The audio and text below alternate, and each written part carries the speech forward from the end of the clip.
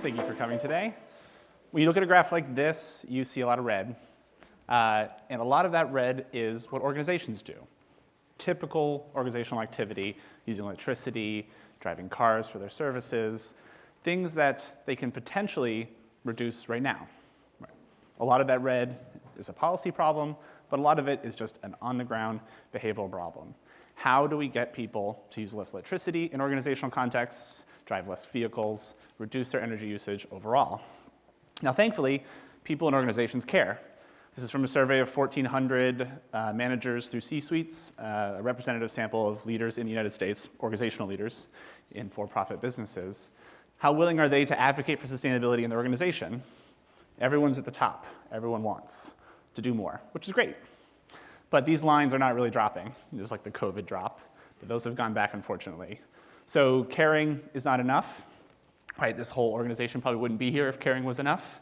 And so what else is needed? I'm a psychologist, so I approach that as a psychological question. So I'm going to talk about 3 other things that are needed in order for that attitude behavior gap to be closed. One is social norms. Leaders have to believe that other leaders care. And we know they do. So that's really a question of like, they have to know about that graph. They have to know that other people care, because if they don't, maybe there's that spiral of silence, a collective illusion where everyone supports something, but they think no one else does. Leaders have to want policies that will meaningfully increase sustainability. Even if they know everyone else cares, if what they want to do is just really incremental or ineffective, that caring doesn't really lead to change. And similarly, they have to know what policies are available to them. They can have good aspirations, they can know about social norms, but even under that context, they have to know what's available to them, and they have to have a good sense of the relative effectiveness of the policies that are available to them. So these are needed, necessary, not sufficient, but these need to happen in order for organizations to actually close that attitude behavior gap. And I'm going to argue today that most organizational leaders do not possess these 3 things. And I'm going to call this constellation of misperceptions and misbeliefs about social norms and about policies per se as a status quo belief trap in organizational contexts. I'm going to substantiate that argument with some data from just under 1,400 organizational leaders in the United States, a survey I collected with RARE, with the help of RARE's funding. In this survey, we asked people a few things. We asked them to list what policies exist in your own organization, and what policies do you think exist in peer organizations? Because we wanted to see if there was a difference there. And we asked that at the aspirational level. What do you want your organization to do more that it doesn't do to be more sustainable? And what do you think other organizations should do? And critically here, we never gave them information about sustainability policies. We didn't give them prompts. We didn't give them lists. It was critical that the responses of these leaders were naturalistic, spontaneous, and reflective of what is salient to them, not what we as researchers present to them. And so on the level of perceived norms, what did we find? Do leaders think other leaders support their aspirations? When we asked them, what do you want your organization to do? We then just fed it back to them. We said, this is what you said. How much do you think other leaders in your industry would support that policy? So we can get a sense of where leaders rank their aspirations relative to what they think other people will support them. And the answer is no. Leaders do not think other leaders will support their aspirations, which at a mean level has to be a bias. It can't be the case that everyone's aspirations are actually less supported than the status quo. These are some data. What's important is this. This is perceived as the most supported, and those are the policies that these leaders said exist in their current organization. The status quo in their organization is what they think is the most supported, which again, at a mean level, has to be a bias. So what about impactful aspirations? Okay, people don't perceive norms, but maybe they're really ambitious. They're not, unfortunately. I know I already spoiled it. On the left, we as researchers have bracketed their responses. You'll see in a little bit, we used a machine learning algorithm to classify them, and then we bracketed them about what's relatively low effectiveness and what's relatively high effectiveness. So high effectiveness is like reducing vehicle usage, buying EVs, installing solar panels. Relatively low effectiveness are things like increasing recycling programs, more advocacy. And so you can see just on the spontaneous level, what do you want? Because these data are only the aspirations. People are twice as likely to select a low impact policy relative to a high impact policy. So that's just what's salient to them. There's a couple of reasons why that might be the case, which gets to this. Right, so that could be the case because people don't actually know what policies are available to them. They don't know that something is low or high impact. Or it could be because they're just pessimistic about their organization, which is very reasonable. You know, it's one thing to say, yeah, Jeff, I would love to install solar panels on my building, but I don't think upper management would ever support that.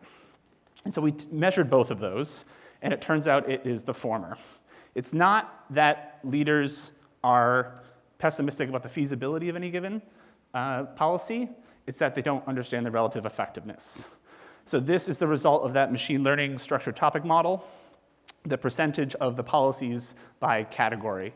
An astute observer will notice that recycling and recycling-related policies are so frequent that the algorithm independently detects clusters for recycling, for paper, and for plastics. That is what is salient on people's minds. But energy is the second highest one. That's like reducing energy usage. It's not lights, because lights is at the bottom. That's just like reducing overall energy usage, so that's good. But as I mentioned, when you think about why are most of the aspirations low, there's a couple explanations. And unfortunately, the one we find isn't that leaders are pessimistic about the feasibility of any given policy. It's that they have no understanding of how relatively impactful they are. That's a flat line across all of those policies that the participants themselves generated. You'll see 2 stars. Those are the only statistically significant differences from recycling. These leaders think advocacy is slightly less effective than recycling, and WFH is work from home policies. They think work from home policies are slightly more effective than recycling. But solar panels, electric vehicles, they're rating as equally as effective as recycling programs. And in addition to that flat line, I'll note the base rate. Right? This is a 1 to 7 perceived relative effectiveness. Not only is it perceived as equally effective, things like solar panels relative to recycling, they're all perceived as highly effective. There are so few values below the midpoint that it suggests a lot of overconfidence in the effectiveness of existing policies. You might be asking, wait, Jeff, you had that complicated design, that like 2x2 current aspirational, why isn't that presented in these data? Because there was no difference. The policies that managers themselves said that they wanted, they rated as equally as effective as the status quo. So the status quo belief trap, biased beliefs about norms, these collective illusions about what people actually support, low impact aspirations, and no policy effectiveness knowledge on average. So that's not great. What can be done? Well, this is ongoing work. With help from RARE, we're following up on this to understand why. But we know from past behavioral science research that informational interventions work the best when people are motivated. Right? It's hard to like move partisans' beliefs about other partisans because that's kind of a nasty context. But in this context, people care. So there's good reason to believe that there's a lot of fertile ground for informational interventions to be effective. And what I find interesting about this work, what I like about it, is that it ties 2 pieces together. Information about social norms, which is something that's really unrelated to expertise.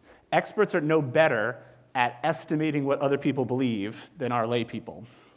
But then experts people like us actually do know more information about relative policy effectiveness, things like that. So this ties these 2 together. Misperceptions about social norms and misperceptions about policies and policy effectiveness. The intersections of those represent what I call a status quo belief trap. And I want to thank RARE for funding this research and my collaborators at Princeton University for helping me design it.